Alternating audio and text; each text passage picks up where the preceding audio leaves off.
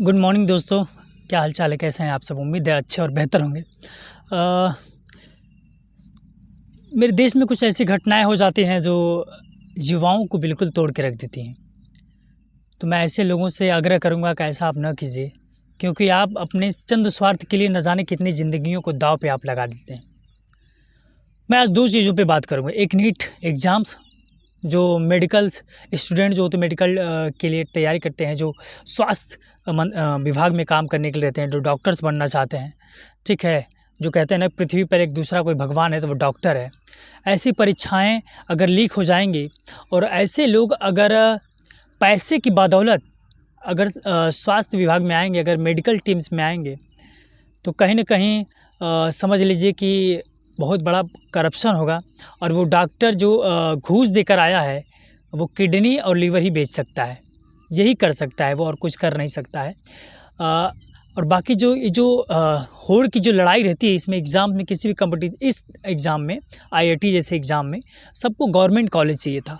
और government college तभी मिल सकता है जब आपके मार्क्स अच्छे हों, रैंक अच्छी हो। और इस परीक्षा में सबसे दिलचस्प चीज़ ये रहती कि लगभग ज़्यादातर बच्चे टॉप रैंक में आ गए, फर्स्ट रैंक के आसपास में आ गए। और उसमें भी कुछ ऐसे बच्चे थे जो एक ही कॉलेज से थे और एक ही सीरियल नंबर के कुछ आसपास के थे। तो ये बड़ी एक सोचने वाला विषय भी बनता है, क्योंकि अब उनके लिए तो वो चीज़ें आसान हो गई, क्योंकि जो एग्ज़ाम्स होते हैं कितना भी टफ लेवल का क्यों ना हो, ठीक है, क्योंकि और कितने भी टफ लेवल का क्वेश्चन पेपर क्यों ना हो, अगर आपको या मुझको अगर वो आंसर शीट मिल जा रही है उस क्वेश्चन जो बने हुए उनके अगर आंसर हमें मिल जा रहे हैं, तो मेरे लिए वो तो एकदम समझ लीजिए कि जीरो लेवल का कंपटीशन हो गया है कि नहीं। कंपटीशन उनके लिए हो जा रहा है जो दिन रात एक करके, जिनके माँ बाप ने पढ़ाया है, कर्ज लेकर के पढ़ा, ब्याज पे पैसे लेकर के उनको एग्ज़ाम्स के लिए, चाहते कि हमारा बच्चा डॉक्टर बनेगा, उनके लिए पढ़ाया है उस चीज़ के लिए। तब सोचिए उन माँ बाप के ऊपर क्या बीतती है।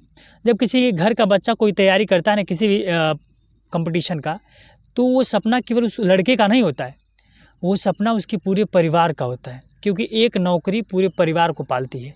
नॉर्मली आप देख लीजिए, क्योंकि अगर जैसे मैं ही प्राइवेट जॉब करता हूँ फ़िलहाल, जर्नलिज्म पत्रकारिता भी कर रहे हैं फ़िलहाल अपनी इस यूट्यूब के माध्यम से, फेसबुक पेज के माध्यम से, ठीक है।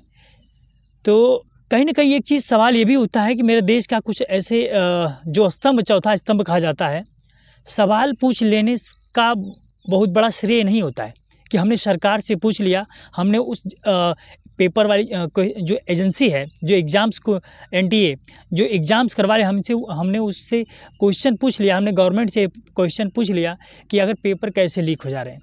क्वेश्चन पूछना, उस पर डिबेट करके उस पर व्यूज हासिल करना, इससे कुछ नहीं होने वाला।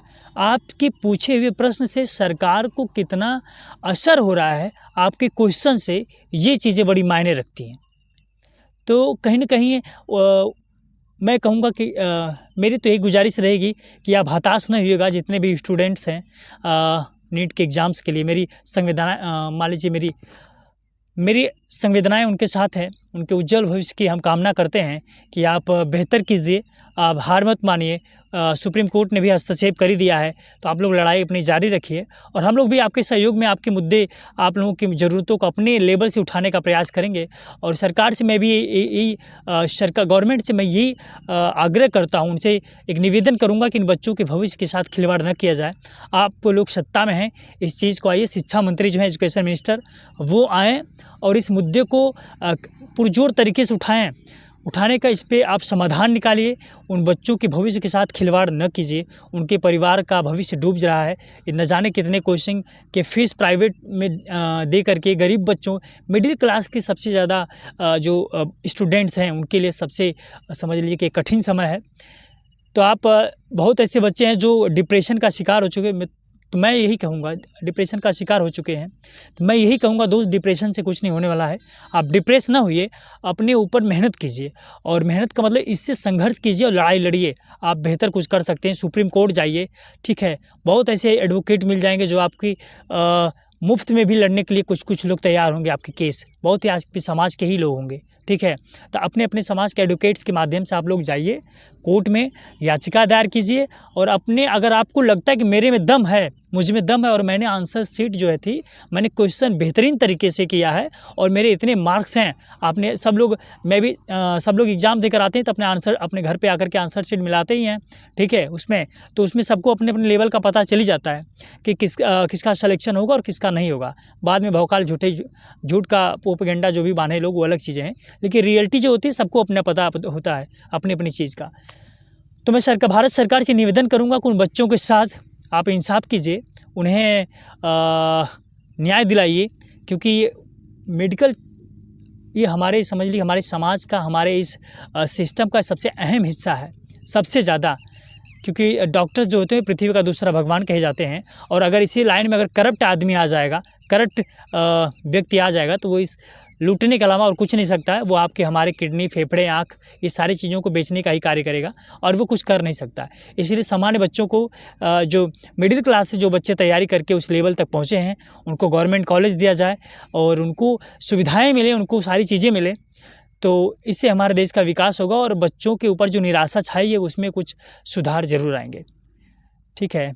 और सबसे बड़ी चीज़ ये भी है कि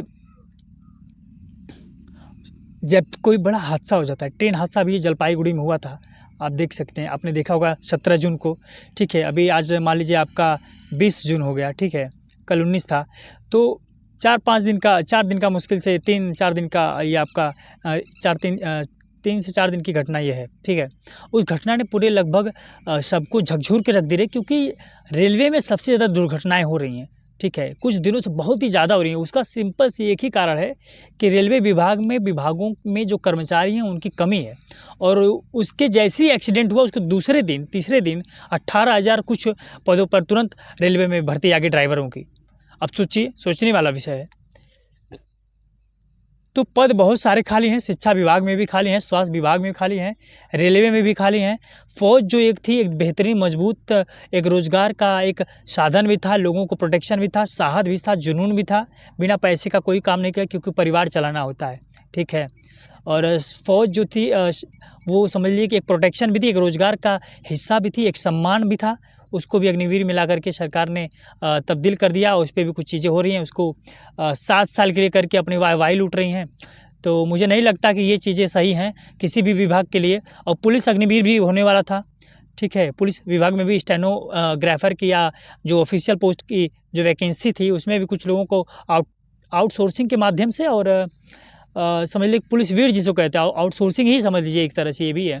तो उनको भी ये चीज़ें उनके पोस्ट पे भी इस तरीके की भर्तियां होने वाली थी, लेकिन जैसे ही ये चीज़ें सामने आई, उसके बाद उत्तर प्रदेश के डीजीपी साहब ने उसको लेटर को खारिज किया, बोला कि ये गलती से त्रुटिवश जारी हो गया था, लेकिन उतना विधिवत लेटर त्रुटिवश जारी नहीं होता है। लेकिन फिर भी चलिए, मुझे लगता है कि जो चीज़ें पहले से बने बनाए जो सिस्टम, उस पर हिसाब से चलना चाहिए, क्योंकि बड़ा बना हुआ सिस्टम जो है वो काफ़ी मजबूत है, और वो जो नींव है वो बहुत मजबूत इरादों वालों ने बनाई है उस चीज़ को, बाबा साहब डॉक्टर अम्बेडकर जी ने और अनेक महापुरुषों ने मिलकर जो संविधान का निर्माण किया है।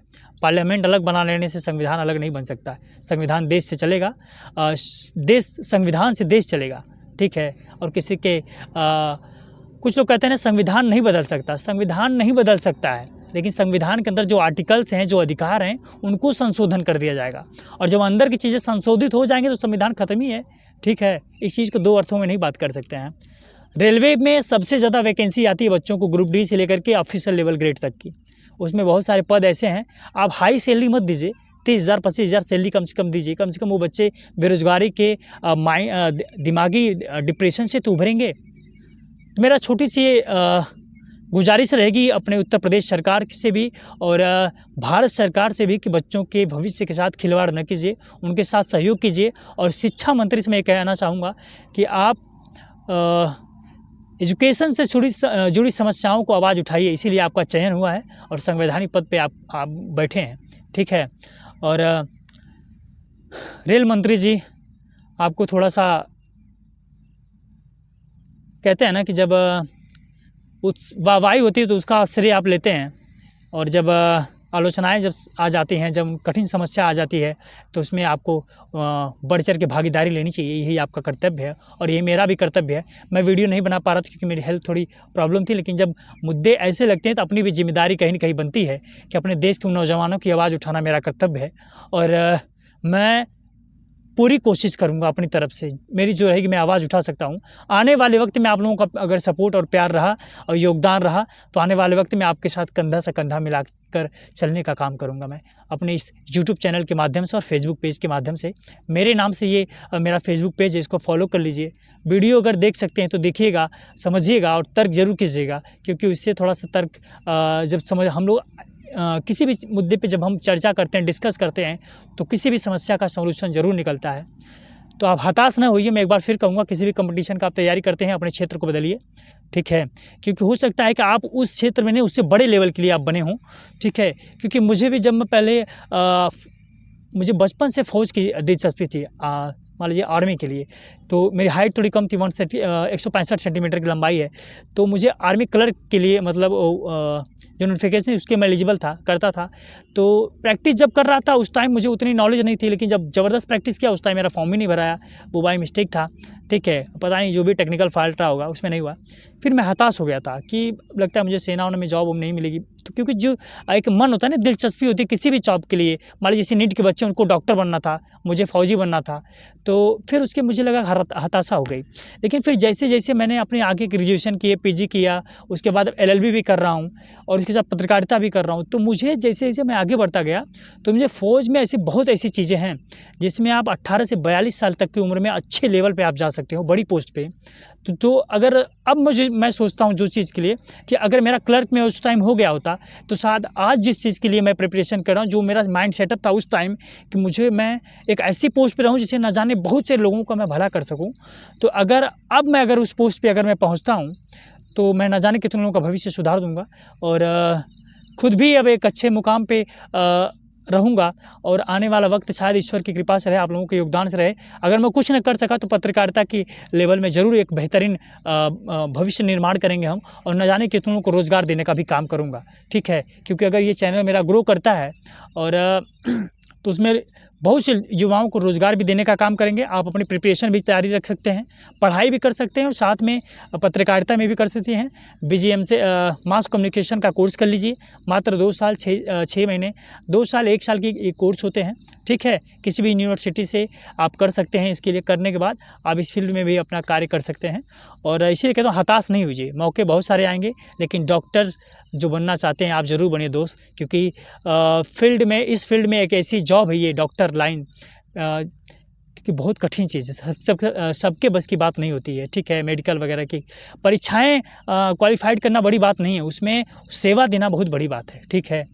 मेडिकल लाइन में अपने बॉडी के सारे फीचर्स के बारे में जानना, ये पार्ट ऑफ बॉडी के बारे में जानना, उसी एक-एक चीज़ के बारे में अध्ययन करना, ये बहुत बड़ी चीज़ होती है। और साइंस बहुत बड़ी उपलब्धि है मानव जीवन का और समस्त जीव जंतुओं के लिए भी, क्योंकि मानव जो होता है वो समस्त जीव जंतुओं की देखभाल करता है। और कहते हैं ना, पशु चिकित्सक भी होते हैं, उनके अगर मान लो कोई प्रॉब्लम होती है, समस्याएँ होती हैं, तो उनको मनुष्य ही ठीक तक करता है। यानी जो पशु चिकित्सक जो होते हैं, जो बच्चे जो या युवा होते हैं, जो डॉक्टर्स होते हैं, वो भी समझिए एक भगवान का दूसरा रूप होते हैं, ठीक है? तो हताश नहीं होइएगा। मैं गुजारिश करूँगा एक बार फिर से अपनी सरकार से, भारत सरकार से, कि उन बच्चों को आप न्याय दीजिए और रोज़गार और शिक्षा पे बात कीजिए, महंगाई को थोड़ा कम कीजिए और मिडिल क्लास फैमिली के लिए कम से कम कुछ ऐसा कीजिए कि उनका जनजीवन भी आसान हो सके और उनके जीवन में कुछ खुशियाँ आ सकें। तो बहुत-बहुत शुक्रिया। चैनल पे अगर आप मेरे नए हैं तो चैनल को सब्सक्राइब आप कर लीजिएगा। यूट्यूब चैनल पे ABS 9 न्यूज़ के माध्यम से हमारा यूट्यूब चैनल है। फेसबुक पेज पे अगर आप हमें देख रहे हैं तो मेरा फेसबुक पेज है अंबिका कुमार के नाम से ऑफिशियल पेज है, सर्च करेंगे तो उस पे आएगा फेसबुक पेज पे। फेसबुक पेज को आप सब्सक्राइब कर लीजिएगा और कोई अगर सुझाव वगैरह आप हमें देना चाहते हैं तो मैसेज के माध्यम से आप दे सकते हैं, कमेंट के माध्यम से दे सकते हैं। तो चैनल को सब्सक्राइब ज़रूर कीजिएगा। बहुत-बहुत शुक्रिया। नमस्कार।